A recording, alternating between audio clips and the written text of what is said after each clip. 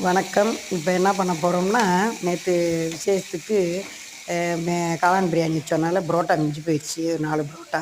அதை பிச்சு சின்ன சின்னதாக பிச்சு வச்சுருக்கேன் பாருங்கள். இதை வந்து கொத்து புரோட்டா செய்ய போகிறேன்.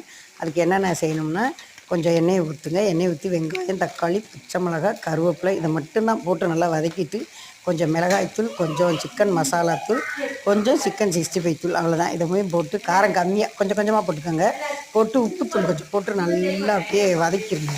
நல்லா வதங்கினோன்னே நம்ம வந்து அந்த புரோட்டாவை எடுத்து போட்டு அதையும் நல்லா வதக்கணும்.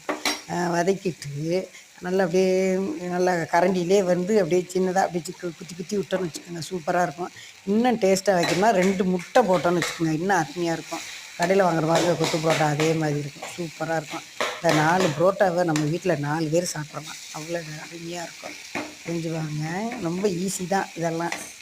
நைட்டு வாங்குகிறோம், புரோட்டா வாங்குகிறோம், சப்பாத்தி வாங்குகிறோம், மிஞ்சி போச்சு அப்படின்னா அதை தூக்கி போடாமல் இந்த மாதிரி செஞ்சு நம்ம ஒரு டிஃபனாக சாப்பிட்டுக்கலாம். ஓகேவா? நல்லாயிருக்கும், செஞ்சு பாருங்கள். செலவும் கம்மி தான் உங்களுக்கு. கொஞ்சம் தான், பொடியெல்லாம் வந்து கொஞ்சம் கொஞ்சம் போட்டால் போதும்.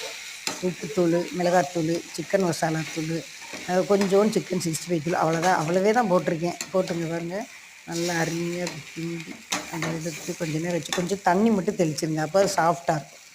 அந்த புரோட்டா வந்து இப்படி கிண்டுறப்போ கொஞ்சோண்டு ஒரு சின்ன கிளாஸில் கொஞ்சோண்டு தண்ணி எடுத்து அப்படி தெளித்து விட்டு கிண்டிட்டோம்னா அது நல்லா வந்து அப்படி சாப்பிட்றதுக்கு நல்லா மெதுவாக இருக்கும். கொத்து புரோட்டா பாருங்கள், வேஸ்ட் பண்ணாமல் செஞ்சு பாருங்கள். பிடிச்சிருந்தால் லைக் பண்ணுங்கள், ஷேர் பண்ணுங்கள், சப்ஸ்கிரைப் பண்ணுங்கள். ஓகேவா? நீங்கள் வந்து பாருங்கள், என்னோடய வீடியோலாம் பாருங்கள். நேற்று பிறந்தநாள் பார்த்திங்கன்னா ரொம்ப சிக்கனமாக தான் கொண்டாடணும். பொம்பளை பிள்ளைங்களாம் போக போக செலவு நிறையா செய்யக்கூடாதுன்னு ரொம்ப வீட்டாளுங்களை மட்டும் வச்சு கொண்டாடிட்டோம். அதையும் லைக் போடுங்க. ஓகேவா? நன்றி, வணக்கம். இதுதான் ஈஸியான கொத்து புரோட்டா.